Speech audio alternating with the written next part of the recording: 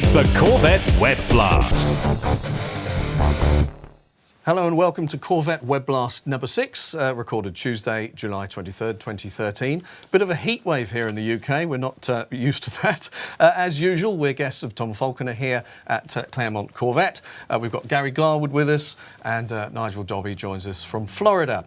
By the way, if you've been enjoying the webcasts here, go to YouTube and subscribe to the Corvette Web Blast channel, and that way you'll get notifications of any new videos we've put up. Now, our guest today actually asked if he could be on a Corvette Web Blast, and who are we to turn him down? Corvette Racing's program manager, Doug Fehan, joins us. Hello, Doug. Welcome along. Thank you so much. Pleasure to be here. Now, you've just had a pretty good weekend at Mosport. Yes, we did. It was quite a challenging event. You know, as GT racing has evolved here over the last couple of years, why the field has grown deep, it's grown very competitive. And I think that finish was indicative of it. It took a perfect race with great pit stop strategy and execution, not to mention the skill of the drivers to bring home that victory. Just a little over 0.2 of a second difference between ourselves and the Viper. I'm assured by those who watched the event on TV that it was covered very well and that did provide for some exciting viewing. So, just before we get back into that, turning the clock back a bit, you raced a Chevelle, stock car in the late 60s. Were you a good driver? You know, it didn't take me long to figure out that my future did not lie in driving. And I found it to be far more rewarding to organize myself so that I could spend someone else's money rather than my own. So you got into promotion, as I understand it. One of your coups was a big thing with Mac Tools, getting that onto a pole-sitting car in the Indy 500. Was that sort of when you knew that promotion and that sort of side of things was for you? Well, actually, it was interesting how that Mac Tools program came about, because actually I continued to have a race team. I stopped competing in Grand National Stock Cars, USAC Grand National Stock Cars after 3 years. And then my younger brother loved sports cars. So he wanted to go sports car racing. So my dad said, yeah, you guys can do that, but I'm tired of paying for this. So he says, if you're going to do it, you're going to have to figure out how to pay for it yourselves. And that's what really set me on down to Mac Tools. I had some contact people at Mac. I went in and met with the president and explained to him what I was doing. I had some ins at the Ford Motor Company. We were doing a developmental program, my dad's company for Ford, and we put those three people together ourselves, Mac Tools, Ford, and moved forward with that. Mac was very impressed with the program and what it could do from a marketing standpoint to boost sales and increase the size of their company. And it was really only after that first year that they asked me to become the director of racing for Mac Tools, which I did. And that's when we began our liaison with Ford Motor Company, running the Mac Tool Mercures at Ford SVO, the Special Vehicle Operations Group, with Jack Roush and Lee Morse and Glenn Lyle and Michael Cranifus. And then we expanded that into drag racing with Kenny Bernstein, and then eventually on the pole with Jim Crawford in a Buick-powered car at the Indy 500. So was that Kenny Bernstein in his funny car type? Yeah. Mm-hmm. Yeah. Oh, so yeah, because I'm a bit of a drag racing fan. So there you go. You like drag racing as well, obviously. Well, you know, anything that makes a lot of noise, smells bad, costs a lot of money seems to attract. You had a bit of a break from the promotion work and shot off into the golf world, I gather. Yeah, there was a couple of years back, starting in 1992, the end of 1992. GM was struggling, and the first thing they looked to do is to cut racing budgets. And I had assembled a pretty good group of guys, most of which are still with us, back in those days, and I wanted to try and organize that as a skunk works for General Motors. I was still being paid by General Motors at that point in time. I was running the MTI Vacations program for Jim Miller, and that was Gary Pratt and Jim Miller. And as that program wound down and it looked like it was going to be ending, I tried to convince Herb keep us together, to keep the MTI Racing Group together so that we could do research and development, both in NASCAR. We were just getting into truck racing. I mean, there were a lot of opportunities to do it. It didn't have a particularly large price tag, but Herb did not feel as though he could sell that program to management, and so we had to shut the operation down. So there was a hiatus there for me, and you know, I have a love of the game of golf. My wife is involved in the golf industry at that point in time. She was traveling a lot, lugging her clubs around. I was getting ready to go down to the golf show, which is always in January, right before Daytona 24-hour. And she said, when you're down at the golf show, will you get me a golf bag, you know, has wheels on it, like wheeled luggage? Mm-hmm. Remember, this is early 90s. And I said, yeah, I'll look around, see if I can find one. Well, I went to 2,236 booths at the golf show, spent 2 days looking. And you're quite determined. Yeah. Oh, yeah. Well, remember, this was my wife that was asking. She doesn't take I can't find it or no for an answer. They're all the same. Yeah, exactly. So, happy wife, happy life. So I came home. I'm on my way home. I'm thinking, well, I'm going to be up the creek here. So on a napkin, bar napkin sitting on the airplane, I sketched up what I thought would be a pretty good idea for a golf bag travel cover with wheels. And I got home and utilizing the 7 or 8 golf bag travel covers of various shapes, sizes, and forms that I had in stock here at my home, I managed to cut up and sew and stitch, and I put together what I thought was a pretty creative solution to the problem. Bolted some wheels on it, gave it to her. She was heading down to Atlanta, took it on her first trip. She came back home and she said, you could sell 1,000 of these things. Everybody in the airport stopped me and asked me where I got it. And I told them you made it in the basement. So you actually patented that, didn't you, and marketed it? Indeed, I did. I went to a buddy of mine who was a big-time golf supplier to the golf industry. I showed it to him. He said, how many do you have? I said, none. He says, well, you need to think about making them. So I did that. I designed a proper set of tools and equipment to build them and manufactured them, got a patent on it. And I was the first patent for golf bag travel cover with wheels. And are you still selling those today? Indeed, I am. I don't. I have a separate company that does that, and it's a lot of fun. We're on our 2nd generation model right now, so it's worked out very, very well. It was very rewarding for me.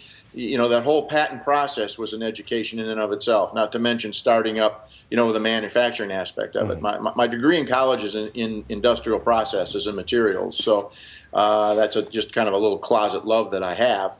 And it was a lot of fun to be able to utilize some of that knowledge and experience that I had gained on a university level to actually build and market a product. So then you had a chance meeting with Herb Fischel of GM, and he persuaded you to come back into motor racing. Is that the case? Well, you know, that's kind of how it worked. Understand, I was not happy in late '92 when they decided to dissolve our group. It was very disappointing for me. As those that know me know, I'm a fairly passionate guy, reasonably high energy, and you know, I just believe if something's good enough, you find a way to make it work. You know, the easy answer is always no, and it's not an answer that I readily accept. So I was not happy, and I made that clear to Herb that I wasn't happy, and he understood that. And you know, he no one knew the corporate game better than he, and I had a fairly in-depth understanding of how corporations worked, and I knew he was put in a corner and couldn't react. But nonetheless, I was disappointed, and I thought, you know what, I'm going to find another career for myself, because I love this stuff too much. I had too much invested personally. I had too many personal relationships with the guys who I worked with, who I loved and cherished, and realized they were all young kids. And I love that mentoring aspect of it. So that's what caused me to go off in this direction of golf. We fast forward then a couple of years later, and we're at the Detroit Auto Show, the black tie opening. Of course, I still had my love for cars, and I can't stay away, bad drug. And I ran into Herb there. And so he said, "No, Doug, are you still pissed at me?" I said, "No, Herb, I'm never pissed at you. I'm pissed at the company." He says, "Well, I've got something coming up that you may be interested in." I said, "Well, it's going to have to be something special, because I'm not going through this same ebb and tide sine wave of what you're calling motorsports right now. I'm not going to do that anymore." He said, "Well, I'll be in touch." So he didn't get in touch with me, but he had Joe Negri, who was his sergeant at arms, get in touch with me. And I went in and met with Joe, and it turned out that it was the Oldsmobile Aurora WSC program. They wanted me to manage that. And I thought about it, and I thought, you know what, this is pretty cool. I went down, I met with John Rock, who was the general manager of Oldsmobile. He assured me that everybody inside the company was on board, that this would be a meaningful, a meaningful venture, that it was serious business for Oldsmobile. And with that, I agreed and went ahead, and we moved forward on the Oldsmobile WSC. That involved Riley, at the time, Riley and Scott, with, I think it was their MK3 chassis and an Oldsmobile Aurora engine. And we ended up winning the Daytona 24, the Sebring race, and the 1996 WSC championship. So then the C5R program started in, what, 97? And you were in that from the start? Late summer of 96. And we have to go back, we'll have to go back to 1992. In that 1992 situation, in trying to keep that group together, myself and Jim Lutz, who is currently the Grand Am program manager. Jim was a GM employee in those days, and came to me in 92 and said, you know what, I got a great idea here for a program. It's with Corvette. It's called American Patriot, was the name of the program, oddly enough. And it was a very unique program. It involved, we were going to build on the production line at Bowling Green 5,000 stripped down Corvettes, production cars with decontented. No heaters, no air conditioning, no radios, tiny little seats, giant motors, and charge a huge premium for it. Okay? Yeah. And then we were going to take and build some race cars, and we were going to do that utilizing UAW labor, UAW volunteer labor. Okay, now mind you, the company in 92 was bleeding money. We were going to use volunteer UAW labor. UAW guys were going to be on the pit crew. We were going to start a race program, and we were going to race this Corvette the stripped down Corvette that we were building in the factory and selling. We were going to build 5,000, one for each dealer. And I went in and met with, the highest levels at GM. I met with the treasurer of the company. I met with the GM marketing manager, the global marketing manager. I met with the head of the UAW. Everybody loved it. But at this particular point in time, the politics of it, no one individual wanted to sign off on it. Everybody was in agreement. We just couldn't make it go. So now, okay, we'll fast forward to the late summer of 96. Herb knows that Corvette's being introduced in 1997, and it's going to be a radically new car, all new technology, completely different than the previous car, and it was going to be a great car. Dave Hill was the chief engineer on that. He had worked for several years. It was going to be an amazing product. He called me in from the WSC program and said, look, he says, you remember that Corvette program that you presented to me back in 92, American Patriot? I said, yes. He said, dust that off, tune it up. Let's see what we can do. I'd like to go in and see if we can't sell this with a new Corvette coming out. He says, it's a great car. Now would be the time that we could put together the program that you and I have always dreamed about. And that would be a program that had total buy-in, a program that would eventually could get us to Le Mans. And I did that. It was in that year in Orlando. Every year the GM execs would get together off-site. It would happen to be in Orlando, and they would develop the new sales marketing strategy for the corporation for the following year. This strategy in this particular year was called Plan to Win, and it was a target, with several rings in it and a big, arrow pointing to the bullseye, obviously, and each ring represented an area of the company that would be working together. Typical corporate stuff, but meaningful. So I tailored the program, the race program, Corvette program, around that Plan to Win. Presented it to John Middlebrook and to all the marketing people and to the engineering people. It was quite a radical program compared to what the way they had always done business. John Middlebrook liked it, and we moved forward with it. So it started actually in the fall of 1996. We began construction on the first prototype car right away, and we tested that car. Began testing that car in late '97. Tested it all through '98. We did it all in secret. There were very few people inside the corporation that even knew this race program was coming to fruition. part of the program was to develop this car, look at it, make sure that we could be competitive with it, make certain that it would represent Corvette in the manner in which we all knew it should, and then we would make the decision if we were going to race it or not. And we tested for 2 years. We made the decision, and then at SEMA in the fall of 1998, John Middlebrook, myself, and Ron Fellows stood on stage at the SEMA show and announced that for the first time in history, Corvette was going to go racing with a full factory Corvette race program, beginning at Daytona, 24-hour in 1999. So that's when your job became more what it is today from that moment? Well, actually, my job in those days wasn't a whole lot different than it is right now. I mean, it was, we made the decision to go with Pratt Miller Engineering to design and build the cars. And I mean, to this day, that format is exactly the same. Same people are involved. It's gotten obviously larger, and it's penetrated deeper into the company, which was by design. That was part of the plan to win. So it's been, as far as meeting program objectives and operating to the plan that I originally laid out in 1996, it's been a huge success. So is your role in this, I was wondering if it was more like a band tour manager where you're facilitating all the logistics of a tour, if you like. Well, I can tell you this, that in its initial stages, I formulated the budgets. I watched over each and every operational aspect of it, worked closely with the boys at Pratt Miller. My office was at Pratt Miller. I had an office at the Renson as well in those days, but most of my time was spent at the shop, managing the budgets, looking at what we needed to do, overseeing the equipment, overseeing the personnel, making hotel reservations, all the things that was required to run a race program. Now, obviously, as it's grown in size and concept and reach and dimension, I don't have to worry about those responsibilities any longer. We have people who take care of all that. Right now, essentially, I'm at the racetrack. I deal with the media. I deal with the sanctioning bodies. I deal with the other team owners, and continue to maintain my presence at the race shop. I mean, I'm talking to Danny Binks and Gary Pratt several times each day.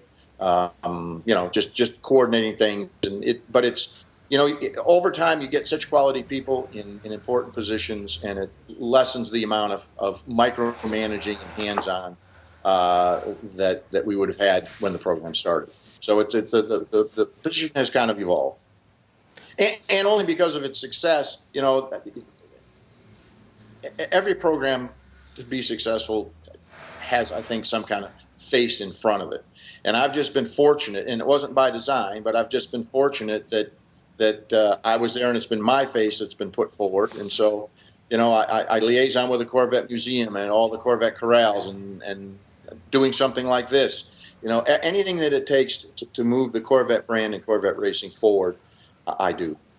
So it's a non-technical role, but it's pulling everything together.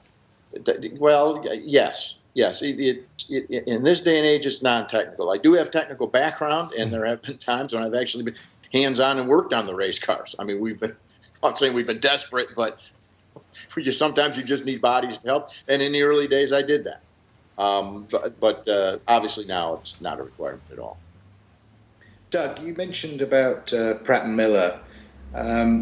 When you first started the program, the first two chassis, one was built by Pratt & Miller and one was built by Riley. How did you make the decision to go with Pratt & Miller over Riley Technologies? Well, actually, both chassis were built by Pratt & Miller.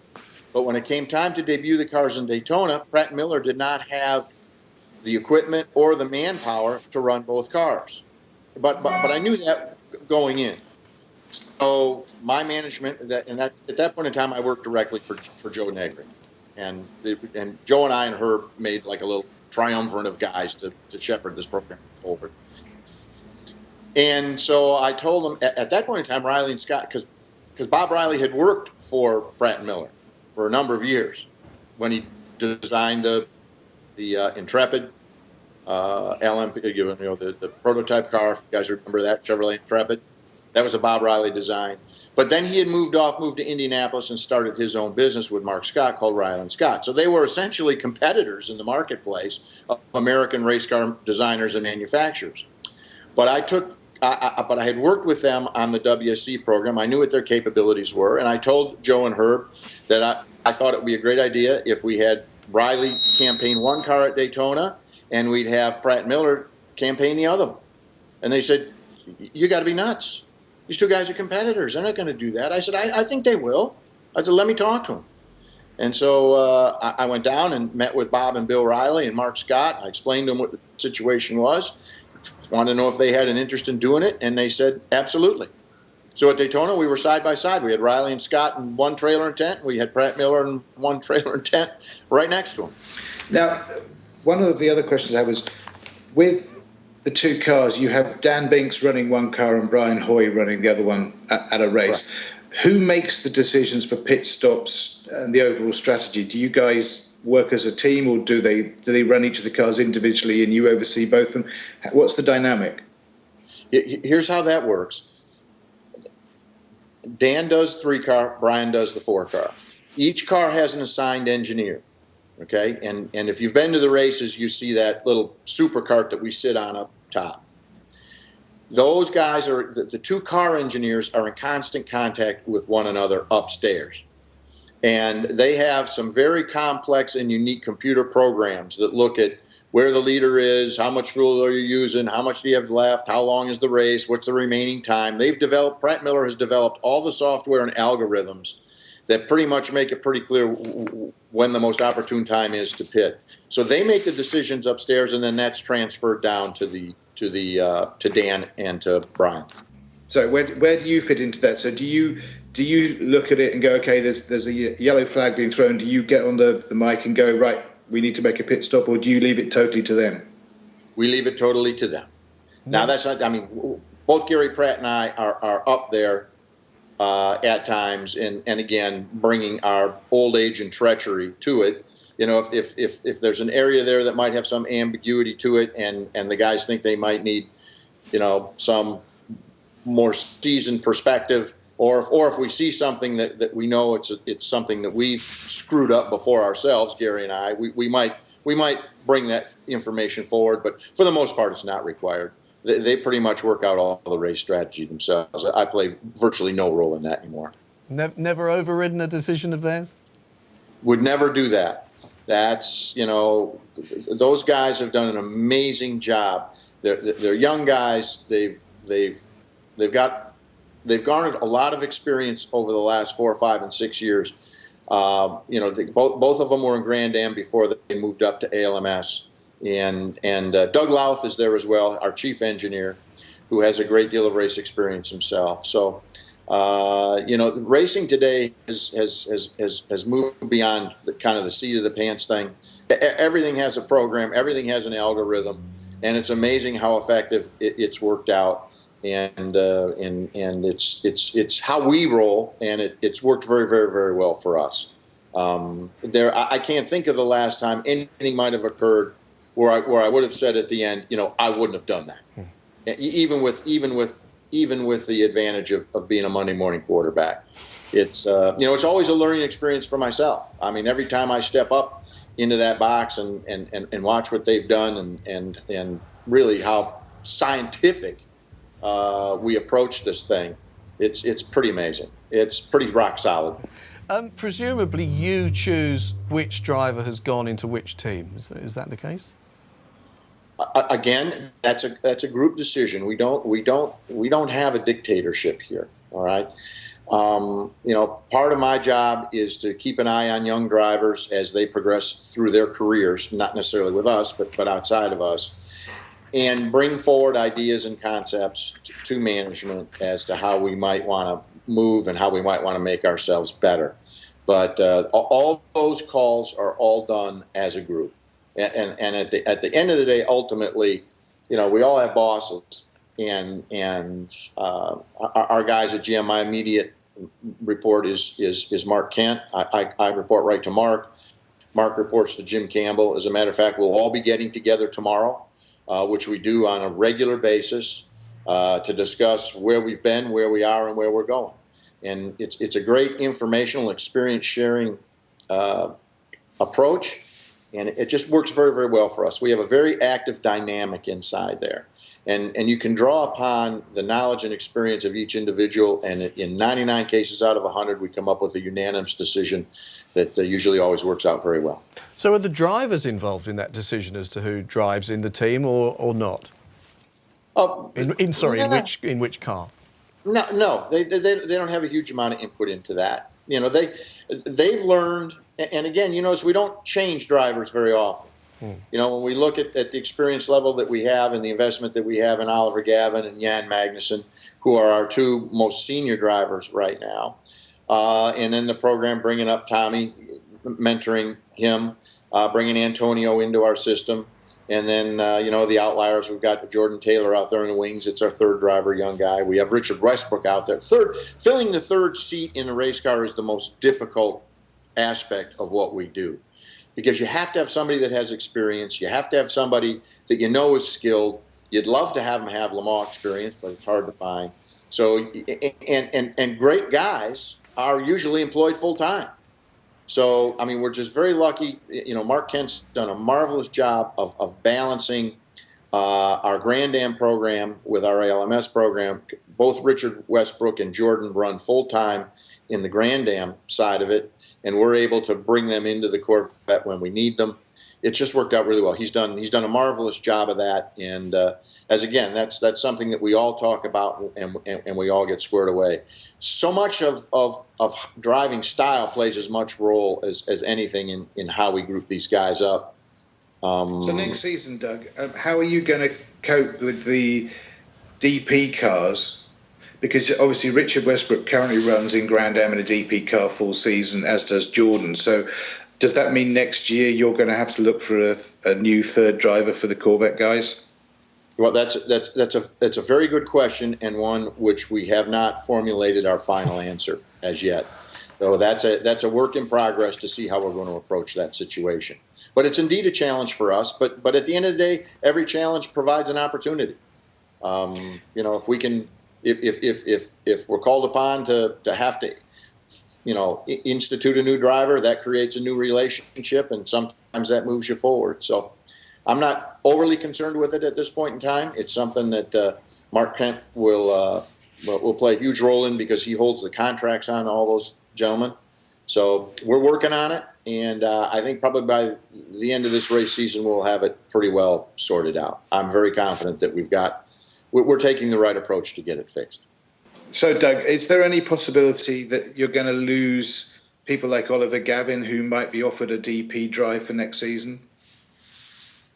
I think that's highly unlikely. I'll leave it at that. Doug, there's a lot of excitement about the upcoming C7. How's the C7R testing going? Well, you know what? I know you guys have felt the dynamic that's out there with the C7. I mean, just as it was with C5 moving from C4, a dramatically different car. C7 in production side does not share a common part with C6.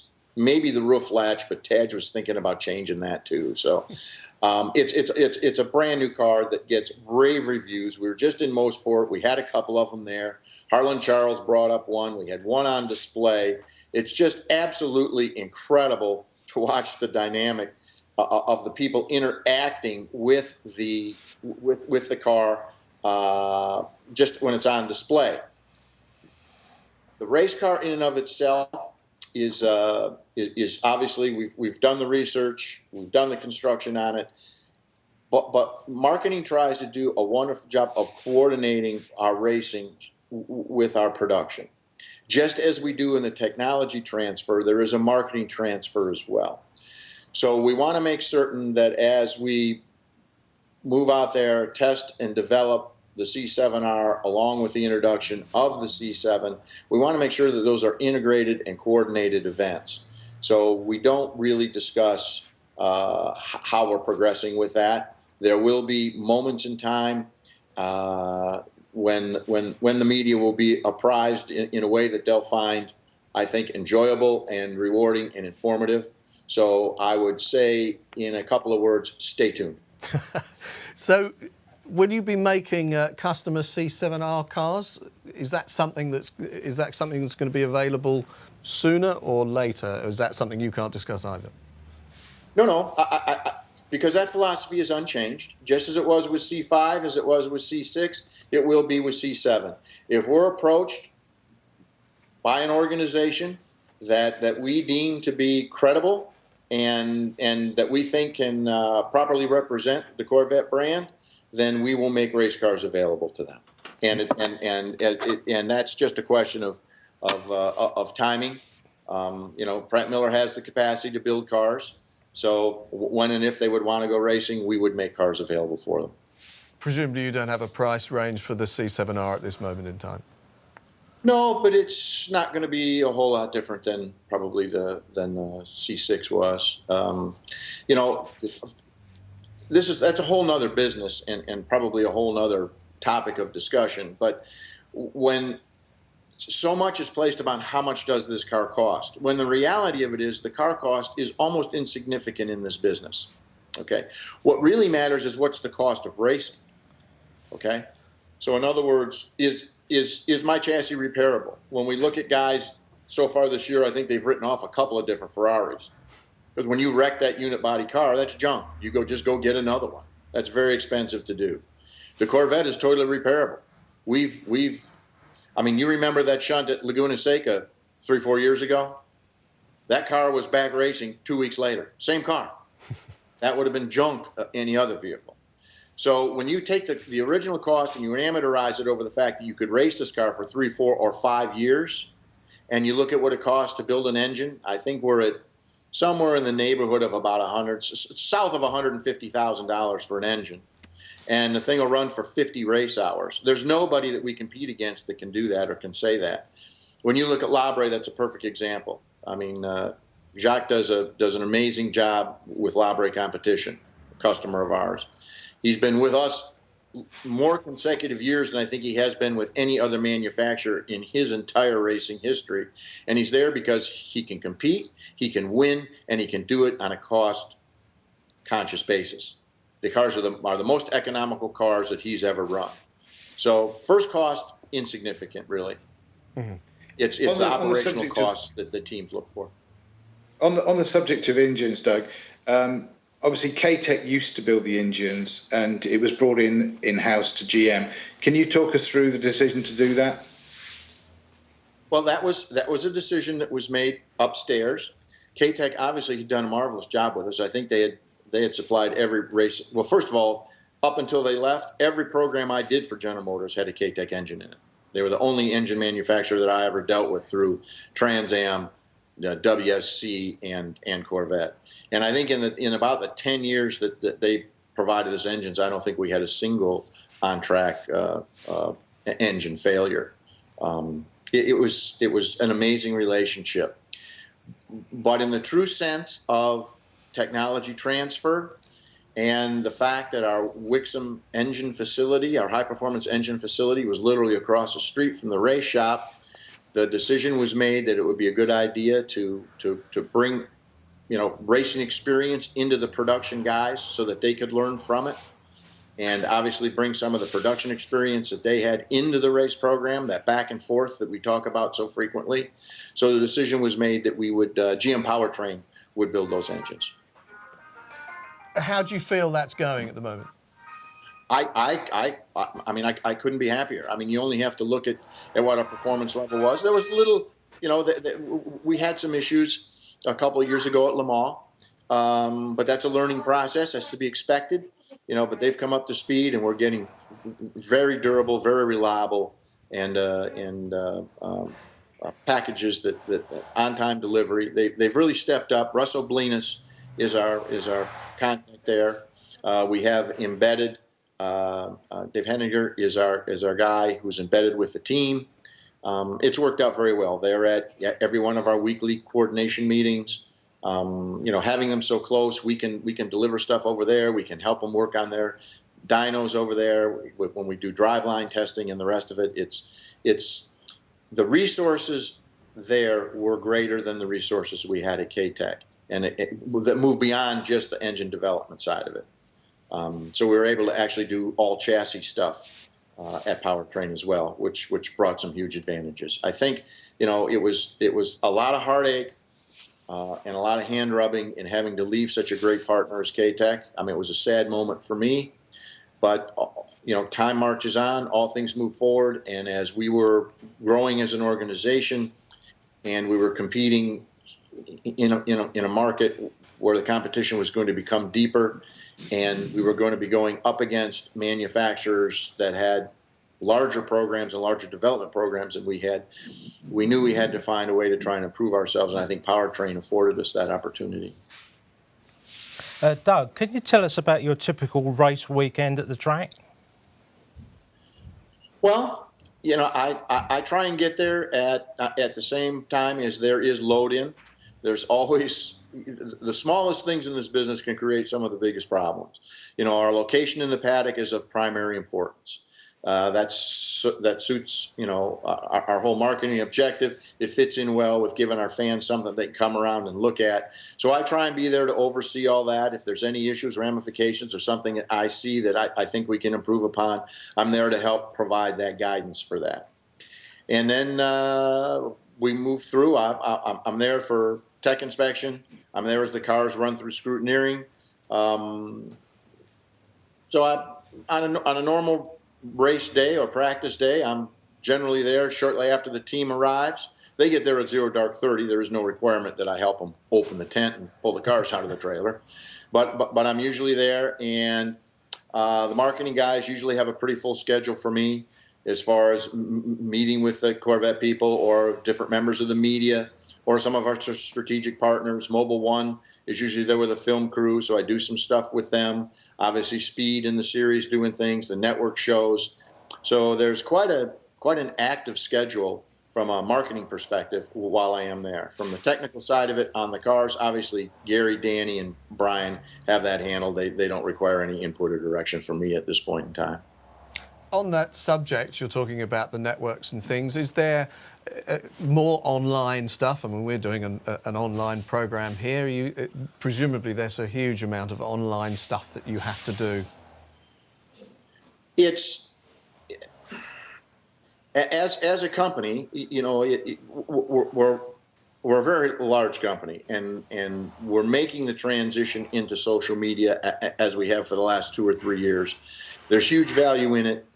We recognize that, and we are building a social network, I think, that's going to prove to be very, very effective. We have Ryan Smith, who is our new PR person, who has taken the position that was previously held by our esteemed colleague, Rick Vogelin, who obviously we miss dearly. Ryan doing a wonderful job, young man. He's down actually in the pit box during the course of the race, tweeting on our network about all the things going on during the course of the race. So yes, we've expanded that program, and I think it's played well to our fans. As we move forward, all the automakers have to try and move down the age line demographically to sell vehicles. It's the Corvette skews a little bit older than we would like it. Not that we don't revere and cherish every one of our owners, but we know we have to try and develop a vehicle and a marketing concept that will attract younger owners and potential younger buyers. And obviously, utilization of social media provides you that opportunity because they're geared up and it's now their entire lifestyle. So I'm looking forward to that program expanding, and it does almost on a weekly basis. We learn something else. We prepare new stuff. It's pretty cool. And that's why having a young man like Ryan Smith involved, because he's pretty tuned into all that. And that's where you have to look. If fossils like myself are barely able to use Skype here. So You're doing very well, Doug. Thank you. Doug, can I ask you, do you own any Corvettes yourself, or better still, does the corporation give you a new Corvette every 6 months? No and no. My daily driver is a brand new. I got rid of my HHR SS, which I had. The GM guys were kind enough to chip that for me to get it to about 300 horsepower. I love that car, absolute hot rod. But I had some miles on it, so it was time for me to buy a new car. So I went out and bought a brand new Sonic RS Turbo, which I absolutely love, and that's my daily driver. The corporation is not in a position, and philosophically, for probably the last 15 or 20 years, don't provide cars for that type of use. It's we had a couple issues in NASCAR with cars that were involved in some unfortunate incidences, and so that whole program changed. But no, I don't. They don't provide me a new one every 6 months, and I don't own one as yet. However, C7 is extraordinary enough that I could easily be inspired to dig deep into my pockets and maybe get one. I'm giving it some serious consideration. They are really, really sweet cars. So you never had an old Corvette way back when? Oh, no, I've had Corvettes. Oh, good. Just not since well, I shouldn't say that. I did buy, my last Corvette was, I bought a C5 in 1997, and I had that for 2 years. I kept that from 97, all of 97 and 1998, but that was my last Corvette that I've owned. And earlier than that? I had my very first Corvette was 1972. I happened to buy it from Roger Penske, as a matter of fact. Roger and I go way back for various reasons other than racing. And all white, black interior, had no air conditioning in it because I couldn't afford it. I think out the door, tax and license, I think it was $5,100. And when you're not at the race or during the week, where are you actually based? I'm in the shop for a couple days during the course of that week, but most of the stuff I'm able to do from my home office. You know, again, new technology, virtual office kind of thing. Not unlike this. I'm at home today conducting this just simply because it's easier, more effective, quieter, and less chance of interruption. But I'm there every Monday morning. We'll have our staff meeting. And then Wednesdays I go in tomorrow. We'll have a coordination meeting with Mark Kent, Jim Campbell, Gary Pratt, and myself. So a couple days a week in the shop, and then the rest just virtual office. Do you have any dealings with the design of the DP cars? I mean, I know Pratt & Miller put the bodies on the DP cars, but the different chassis, and obviously they put the engines in too. One of the questions we had from one of our Belgian colleagues, Johnny, was he wanted to know whether or not there's going to be a new generation of DP Corvette. I don't have anything to do with that program. That's obviously, well, until the conclusion of this season, was Grand Am. And I can tell you that program was driven by Mark Kent and Jim Campbell, and working in conjunction with Pratt Miller and with Kirk Benyon and his group to design that actual bodywork, and then Pratt Miller, you know, building it and then selling it to the competitors. But that's a separate and entirely different organization, and siloed totally from what we do at Corvette Racing. Doug, something caught my eye on the TV coverage was the rear view screen radar with the arrows. Is that something that's been successful? It's been wildly successful.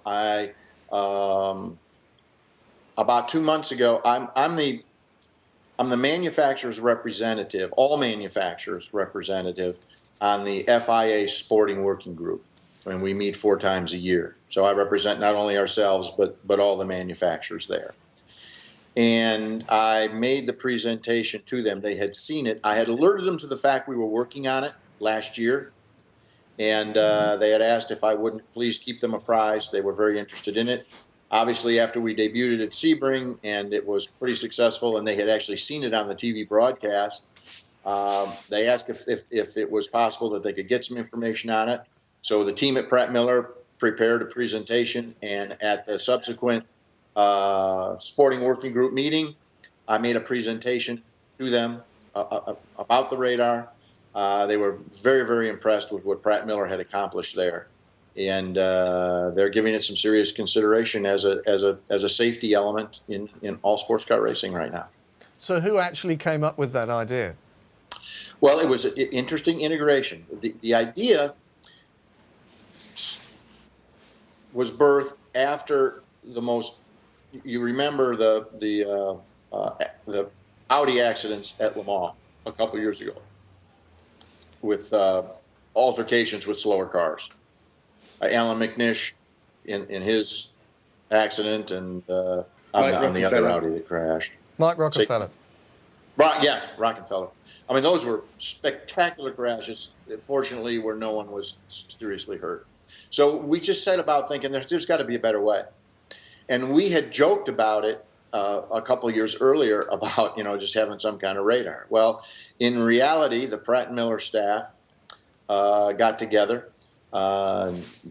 Jim Miller, obviously, involved in those kind of decisions where we're going to make a significant financial investment, Pratt & Miller, into moving forward on something like this that has, you don't have a customer at this point in time. It's just something you think you can accomplish that is going to be good. The sensor in the car is a proprietary sensor manufactured by Bosch. So essentially, this became a co-joined effort between Bosch and Pratt & Miller. But Pratt & Miller developed all the hardware for it, developed all the algorithms for it. They did all the grunt work. They're the ones that put it together utilizing the Bosch sensor. So the top marks of the Pratt & Miller guys. They are an amazing engineering organization. I mean, they do work, as you guys probably know, well outside of car racing. I mean, they do a lot of work, classified work for the Department of Navy and ballistics and jet thruster designs and software. And I mean, the company is just, from a scientific perspective, is just incredible. That radar thing, it could almost cross over into high street highway use, couldn't it? Oh, there's no question. And when you think about it, the most rudimentary form of it is already there. When we look at our Cadillac brand, we have a type of radar that's in the back that senses your blind spot, and if it senses, you moving the steering wheel into an area where in fact there might be another vehicle back there, you get a vibration in your seat, and it alerts you to check that out. So that's a that gives you some kind of feedback. It's not a visual feedback, but it's a sensory feedback. So although it's crude in comparison, it's there already. But having the visual on it would be, I mean, how widely accepted rear view cameras are, and backing up, and the safety of that. You can imagine having the ability to have all of that in there and know that a faster car might be coming up that you might not see. Yes, that's a long-winded answer to your very simple question. Yes, it has passenger car implications, certainly. It avoids a much more solid vibration in your seat, I guess. Yes. Yeah, the final vibration, yeah. So, Doug, what's your feelings on Le Mans? I have to say that I've been there every year since the Jaguars were there in 1988, and I've loved, since Corvette arrived in the millennium year, it's been the highlight of my year. Is Le Mans that important to you? Personally, absolutely. I mean, it was, and I've told this story before, I can remember being 10 years old, and in the U.S. we had one racing magazine that covered sports cars. I think it was called Sports Car Graphic. And generally speaking, about 2 months after the event would actually occur, Sports Car Graphic would hit the newsstand, and there would be Le Mans story.